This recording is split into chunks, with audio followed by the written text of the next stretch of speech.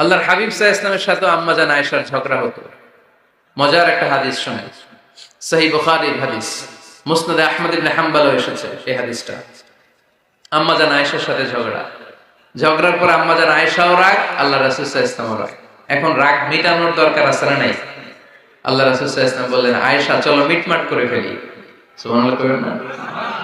চলো মিটমাট করি। তো কারে ডাকবো মিটমাটার জন্য? ওমর রে ডাকি।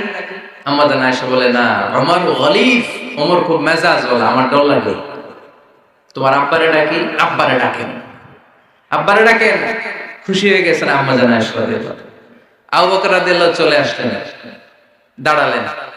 এবার বিষ্ণু সাল্লাল্লাহু আলাইহি ওয়াসাল্লাম বললেন, তাতাকাল্লিমিন আও আতাকাল্লাম, কি ঘটছে আমাদের মাঝে, তুমি বলবা না আমি বলবো?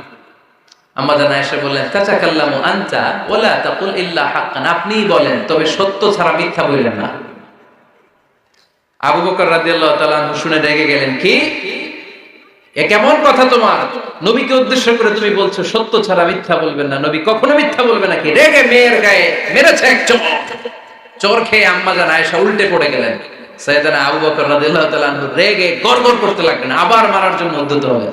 আম্মা জান আয়েশা রাদিয়াল্লাহু তাআলা আনহু বাঁচার জন্য এবার বিশ্বনবীর পিছনে যে আশ্রয় নিলেন। সুবহানাল্লাহ বলবেন না? বিশ্বনবী সাইয়েদনা আবু বকরের সামনে দুই হাত মেলে ভেবে দাঁড়িয়ে গেলেন। আল্লাহর হাবিব যখন আম্মা জান আয়েশাকে বাঁচানোর জন্য দুই হাত উঁচু করে দাঁড়িয়ে গেলেন, সাইয়েদনা আবু বকর থেমে গেলেন। সাইয়েদনা আবু বকর এই পরিস্থিতি দেখে ঘর থেকে বের হয়ে ঘরের বাইরে দাঁড়ালেন। এবার আল্লাহর রাসূল সাল্লাল্লাহু আলাইহি ওয়াসাল্লাম আম্মা জান আয়েশাকে তুললেন, বললেন, ইয়া আয়েশা কাইফা রাআইতিনি আনকাসতুকি মিনার রাজুল, দেখলা নাকি কেমন করে আমি তোমার বাবার হাত থেকে তোমারে বাঁচালাম?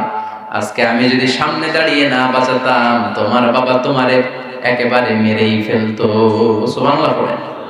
দেখছো আয়েশা, আমি বাঁচাইলাম তোমারে, আমার সাথে ঝগড়া করো, আমি বাঁচাইলাম। এই কথা শুনে আম্মা জান আয়েশা রাদিয়াল্লাহু তাআলা লজ্জায় পড়ে হেসে দিলেন।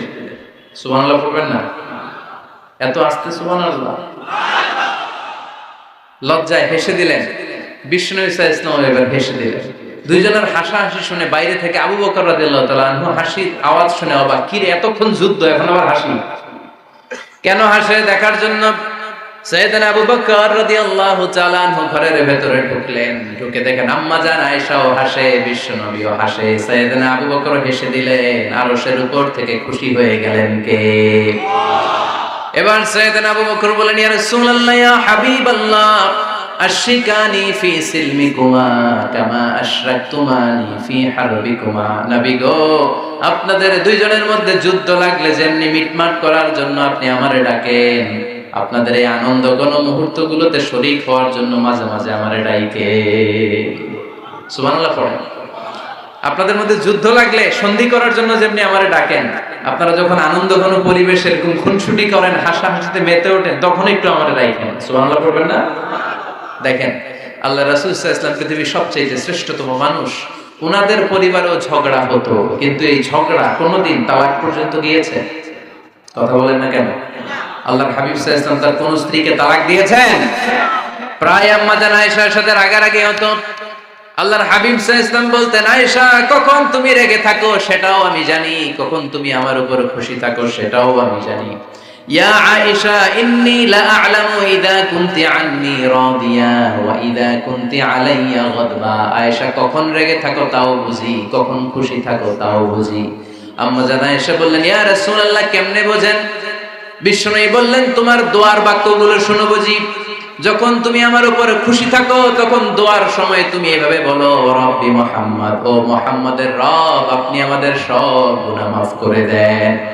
আর যখন তুমি আমার উপর রেগে থাকো তখন তুমি মুনাজাতের সময় বলো, ও রব্বি ইব্রাহিম, ইব্রাহিমের রব, আপনি আমাদেরকে ক্ষমা করে দেন। তার মানে যখন তুমি রেগে থাকো তখন দোয়ার সময় আমার নামটা মুখে নিতে চাও না। সুবহানাল্লাহ পড়েন। তখন তুমি দোয়ার সময় অন্য নবীর নাম নাও। আম্মা জান আয়েশা বললেন, ইয়া রাসূলুল্লাহ, মা আহাজুরু ইল্লা ইসমাক, আমি তো শুধু নামটাই সরাই, আমার মুখ থেকে কেবল আপনার নামটাই সরায় রাখি, আমার হৃদয় থেকে কখনো আপনারে সরাতে পারি না। আমার হৃদয় জুড়ে আপনি, মা আহাজুরু ইল্লা ইসমাক, নবী হে, আমি শুধু দোয়ার সময় রাগের মাথায় আপনার নামটা বাদ দেই, হৃদয় থেকে তো আপনারে বাদ দিতে পারি না। সুবহানাল্লাহ বলবেন না? তার মানে নবীদের ফ্যামিলি তো ঝগড়া এগুলো হতো, কিন্তু এটা তালাক পর্যন্ত গড়া হতো না, ঠিক কিনা? তাহলে এখন থেকে আমাদের এই স্লোগান নিতে হবে যে ঝগড়া করলেও আমরা ডিভোর্সের দিকে যাব না। পারা যাবে? আর একজন রেগে গেলে আরেকজনকে চুপ থাকতে হবে। ভাবি রেগে গেলে আপনি চুপ, পারবেন? পারবেন না?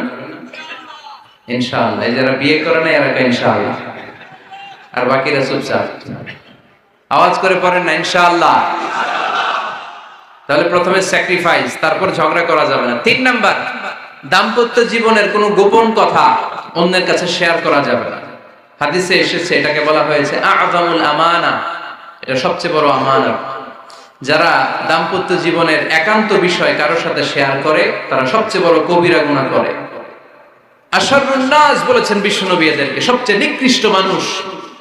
ইয়াউমাল কিয়ামাতি মানজিলাতান, আল্লাহর কাছে কিয়ামতের দিন সবচাইতে নিকৃষ্ট হয়ে দাঁড়াবে ওই দম্পতি, ওই নারী কিংবা ওই পুরুষ। তুফদি ইলা যাওজিহি ওয়া ইউফদি ইলা যাওজিহা সুম্মা ইউনশিরু সিররাহা, তারা একান্ত সময়ে ফিজিক্যাল ইন্টিমেসিতে যা করে এটা পরে মানুষের কাছে বলে বেড়ায়। এরকম আছে না নাই? খবরদার, এটা বড় কবিরা গুনাহ। অনেক বোনরা একসাথে হলে দাম্পত্য জীবনের বিভিন্ন গোপন বিষয় নিয়ে কথা বলে, আছে না নাই?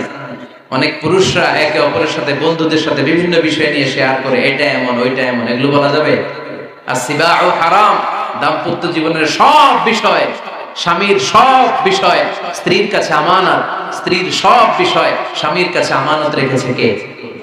দাম্পত্য জীবনের এই প্রাইভেট লাইফের কোনো কিছু কিয়ামত পর্যন্ত অন্যের কাছে প্রকাশ করাকে হারাম ঘোষণা করে দিয়েছে কে? এজন্য খবরদার আমার বোনেরা, একসাথে মহিলারা হলে পেটের কথা পিঠের কথা সব বের করে দেয়, আসরা নাই? কিছু থাকে না, সব বের হয়ে যায়। খবরদার, সব বললেও দাম্পত্য জীবনের কোনো কথা শেয়ার করা যাবে? আমার ভাইয়েরা খবরদার, আপনাদের দাম্পত্য জীবনের কোনো কথা আপনার বন্ধুর সাথে শেয়ার করতে পারবেন না। এগুলো ফ্যামিলি শান্তি নষ্ট করে, দাম্পত্য জীবনের সুখকে নষ্ট করে। তাহলে 3 নাম্বার, প্রাইভেসি বজায় রাখবেন, এটা দুজনেরই দায়িত্ব। 4 নাম্বার, অহেতুক সন্দেহ পরিহার করি। অনেক স্ত্রী আছে হাজবেন্ডের খালি সন্দেহ করে, ওদিকে তাকাই লাগেন, ওই মেয়ের দিকে তাকাই লাগেন, মোবাইল দেখি, মোবাইল দাও, ফেসবুকের পাসওয়ার্ড দাও, ঢুকিয়া দেখি মেসেঞ্জারে কার সাথে চ্যাট করছে, এই অফিসের ফাইল দেখি, এই এটা দেখি, এই তোমার ইনবক্স চেক করবে, এদিকে দাও। আছে না নাই? এই সন্দেহ ঘরটারে জাহান্নামের টুকরা বানিয়ে ছেড়েছে। অহেতুক সন্দেহ করবেন না। আবার ভাইরা ভাবিদেরকে অহেতুক সন্দেহ করবেন না, এই ওদিকে গেলা কেন, ওদিকে তাকাইলা কেন, এটা করলা কেন, ওইটা করলা কেন, দেখি তোমার মোবাইল, তোমার মোবাইলের গ্যালারি দেখি, লক করে রাখছো কেন, লক হলো। আছে না নাই? অহেতুক সন্দেহ ফ্যামিলিটারে জাহান্নামের টুকরা বানিয়ে দেয়। হ্যাঁ, ভ্যালিড কোনো অপরাধ যদি স্বামী করে ফেলে, ভ্যালিড কোনো অপরাধ যদি স্ত্রী করে ফেলে, পরকীয়ার কোনো বিষয় যদি প্রমাণিত হয়, বসেন, কনসাল্ট করেন, একে অপরের সাথে কথা বলেন, জিজ্ঞেস করেন। কিন্তু অহেতুক, আমি অনেক ফ্যামিলি এরকম দেখেছি, আমার কিছু বন্ধুকেও আমি দেখেছি যে এদের অবস্থা খুব খারাপ, খালি সন্দেহ করে। আছে না নাই? এই সন্দেহের রোগটা বড় রোগ, এই রোগ থেকে বেরিয়ে আসতে হবে। অহেতুক সন্দেহ করা যাবে না। 5 নাম্বার, হাজব্যান্ড ওয়াইফের দায়িত্ব হচ্ছে একে অপরের সহযোগী হতে হবে, সহকর্মী। আল্লাহর জান্নাত পাওয়ার ক্ষেত্রে একে অপরের সহযোগী। আপনি একা জান্নাতে যাবেন, ভাবি জাহান্নামে, এটা আপনি চান? জি না, আওয়াজ নাই আমগো গলায়। আপনি এটা চান? ভাবি একা জান্নাতে যাবে, আপনি যাবেন না, এটা ভাবি চায়? চায় না। তাহলে গেলে একসাথেই যান না, একসাথেই যান, একসাথেই যাবেন, আলাদা না। এজন্য আল্লাহর আনুগত্যে, আল্লাহর ইবাদতে, দাম্পত্য জীবনে একে অপরের সহযোগী হতে হবে। স্বামী ভুল করলে স্ত্রী সুন্দর করে শুধরে দিবে, স্ত্রী ভুল করলে স্বামী শুধরে দিবে। ফজরের সময় স্ত্রী হাজবেন্ডকে ডেকে দিবে, উঠতে না চাইলে ঠান্ডা পানির ছিটা দিবে। কারণ জান্নাতে একা যাওয়া যাবে না, গেলে দুইজনেই যাবে। কথা কয় না? দুইজনেই জান্নাতে যাওয়ার দরকার আছে না নাই? যত বেশি আপনারা আল্লাহর আনুগত্যে আগাতে পারবেন, তত আপনাদের মহব্বত বাড়ায় দিবে কে? এই যে হাজবেন্ড ওয়াইফের ভালোবাসাটাকে বলে লাভ পিরামিড। কি pyramid? Love pyramid, like triangle, ত্রিভুজ আকৃতি। হাজবেন্ড ওয়াইফের ভালোবাসাটা ত্রিভুজ আকৃতি। The closer the couple comes to Allah, the closer they comes to each other. Husband wife যত বেশি আল্লাহর কাছে যাবে, তারা নিজেরাও নিজেদের তত কাছে যাবে। হাজবেন্ড ওয়াইফ আল্লাহর সম্পর্ক থেকে যত দূরে সরে যাবে তারা নিজেরাও নিজেদের থেকে তত দূরে সরে যাবে, ঠিক কি না? ত্রিভুজ চিনেন আপনারা? হ্যাঁ, এই জিওয় কয়েকজন জিওয়, আপনারা ত্রিভুজ চিনেন না? চিনি, জিওয়, ঠিক আছে। ত্রিভুজের কয় কোণা? হ্যাঁ, 3 কোণা। এই যে এরকম লাভ পিরামিড, 3 কোণা। এই উপরের কোণায় আল্লাহর অবস্থান, আর এই কোণায় স্বামী, এই কোণায় স্ত্রী। তো তারা আল্লাহর দিকে যত যাবে নিজেরাও তত কাছে যাবে, আর তারা আল্লাহর সম্পর্ক থেকে যত দূরে চলে যাবে নিজেদের মধ্যে দূরত্ব বাড়তে থাকবে, ঠিক কি না? পিরামিডটা বুঝতে পারছেন? ত্রিভুজ আকৃতির সম্পর্কটা লাভ পিরামিড এরকম, 3 কোণা। উপরের কোণায় থাকে আল্লাহ, এদিকে স্বামী, এদিকে স্ত্রী। তারা যদি আল্লাহর কাছে উভয়ে যেতে চায়, উভয়ে কাছাকাছি আসতেছে না? কথা বলেন না কেন? আর আল্লাহর আনুগত্য ইবাদত থেকে দুজন যদি দূরে সরে যায় তাহলে দুজনের দূরত্ব বাড়িয়ে দেয় কে? এজন্য স্বামী হবে স্ত্রীর সহযোগী, সহকর্মী। নামাজের সময় একে অপরকে ডেকে দিবেন, মোবাইলে অ্যালার্ম দিয়ে রাখবেন। স্বামী স্ত্রীরে ডাকেন, স্ত্রী স্বামীরে ডাকেন। স্বামী স্ত্রীকে কোরআন তেলাওয়াত শোনাবেন, স্ত্রী স্বামীরে কোরআন তেলাওয়াত শোনাবেন। ফ্যামিলিটারে জান্নাতি ফ্যামিলি বানায় দিবে কে? তাহলে 5টার দায়িত্ব কালেকটিভ রেসপন্সিবিলিটি, স্বামীর উপরও বর্তায়, স্ত্রীর উপরও বর্তায়। এগুলো মেনে চললে দাম্পত্য জীবন সুখকর করে দিবে কে? মনোযোগ আছে? কষ্ট হচ্ছে? এবার আমরা হাজবেন্ডের দায়িত্ব শুনব। হাজবেন্ডের প্রথম দায়িত্ব হচ্ছে, হাজবেন্ড হচ্ছে caretaker of the family, in charge, protector. আর রিজালু কাওয়ামুনা আলান নিসা। আল্লাহ বললেন স্বামী হলো তার স্ত্রীর ইনচার্জ, প্রোটেক্টর। স্ত্রীকে সুরক্ষা দিবে, স্ত্রীকে টেক কেয়ার করবে, স্ত্রীর দায়িত্বে থাকবে। এই দাম্পত্য জীবনের দুইজনের সংসারকে, সংসারের মধ্যে স্বামীকে দায়িত্বশীল বানিয়েছে কে? পুরুষ দায়িত্বশীল।